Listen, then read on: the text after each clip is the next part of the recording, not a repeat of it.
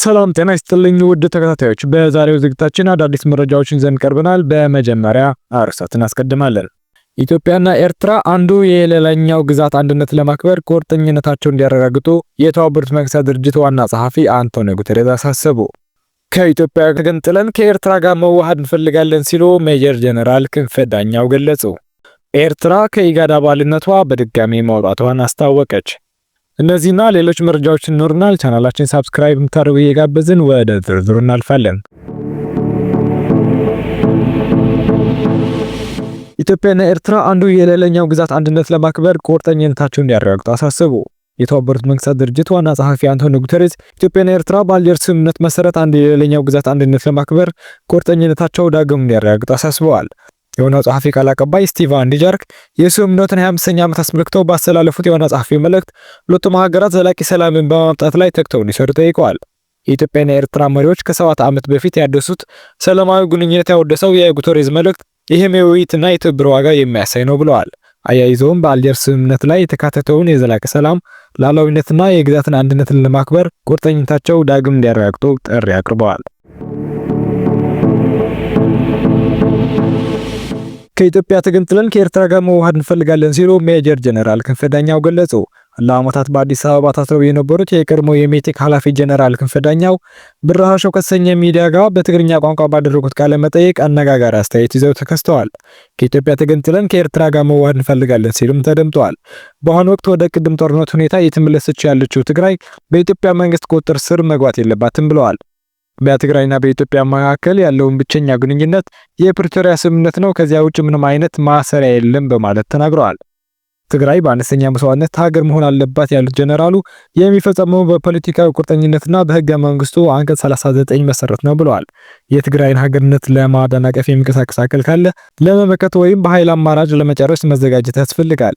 ሁሉም ፖለቲካ ኃይሎችን ትግራይን ወደ ሀገርነት ለማሸጋገር በጋራ መቆም አለባቸው ሲሉ አስገንዝበዋል። የትግራይ ፖለቲካ ኃይሎች ጌታቸው ረዳን ጨምሮ በህዝብ ፍላጎት ላይ የተመሰረተ ነው ያሉት የመገንጠል አጀንዳ እንደሚያቀነቅኑ ይታወቃል ብለዋል። ስለ አሁናዊ ኢትዮጵያ መንግስት የትግራይና የኤርትራ ውጥረትን የተጠየቁ ጀነራሉ ግጭት ከተቀሰቀሰ የውክልና ጦርነት እንደሚሆን ተናግረዋል።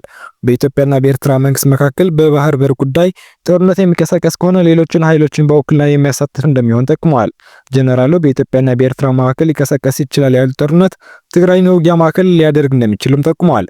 ትግራይ የኤርትራና ኢትዮጵያ የውክልና ጦር ሜዳ እንዳትሆን ከወዲሁ ስልታዊ ዝግጅት ማድረግ እንደሚገባም ጀነራል መክረዋል። መረጃው ከብርሃሾው ሚዲያ ቃለ መጠይቅ የተወሰደ ነው። ኤርትራ ከኢጋድ አባልነቷ በድጋሚ መውጣቷን አስታወቀች። የቀጠናውን ፍላጎት ማሳካት ተስኖታል ስትል ሞክሳለች።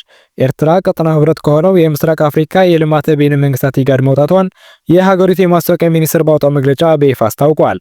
አስመራ ለኢጋድ ዋና ጸሐፊ በላከችው መልእክት ለውሳኔው መነሻ የሆነው ተቋሙ የተጣለበትን ኃላፊነት ለመውጣት ለረጅም ጊዜ የዘለቀ ድክመት በማሳየትና በቀጠናው ጉዳዮች ላይ በሚጫወተው ጎጂ ሚና መሆኑን ገልጻለች። ኤርትራ እንደ አውሮፓውያን አቆጣጠር በ1993 ኢጋድ እንደገና ሲዋቀር ለቀጠናው ሰላምና መረጋጋት እንዲሁም ለኢኮኖሚ ትስስር መጠናከር እንደ ዋና መሳሪያ ሆኖ የሚያገለግል ተቋምን ለመገንባት ከሌሎች አባል ሀገራት ጋር በመስራት ወሳኝ ሚና እንደተጫወተች ታስታውሳለች። ይሁን እንጂ መግለጫው በሂደትና በተለይም ለአውሮፓውያን አቆጣጠር ከ2005 ጀምሮ ኢጋድ የቀጠናውን ህዝቦች ተስፋና ፍላጎት ከማሳካት ይልቅ በተወሰኑ አባል ሀገራትና በተለይም በኤርትራ ላይ እንደ መጠቀሚያ መሳሪያ በመሆን ጎጂ ሚና ተጫውቷል ብለዋል። በእነዚህም ድርጊቶች ምክንያት አስመራ በጎሪጎሪያኑ ሚያዝያ ወር 2007 ከአባልነቷ ለመውጣት መገደዷን መግለጫው አክሎ አብራርተዋል። ኤርትራ ኢጋድ ለሪፎርም ያቀረበችውን ጥሪ ሰምቶ ያለፈውን ታሪኩን ያስተካክላል በሚል ተስፋ በጎሪጎሪያኑ ሰኔ 2023 አባልነቷን እንደገና አጠናክራለች። ሆኖም የሀገሪቱ መንግስት ተቋሙ ህጋዊ ግዴታዎችን መካድ ቀጥለዋል ያለ ሲሆን ይህም ጠቀሜታውና ህጋዊ ስልጣኑ ያዳከመ መጥቷል ብለዋል። የተወደዳችሁ የቻናላችን ተከታታዮች የዕለቱ መረጃዎች እነዚህ ነበሩ። ቻናላችን ሰብስክራይብ በማድረግ ቤተሰብነቱን እየጋበዝን እንሰናበታችኋለን። ሰላም።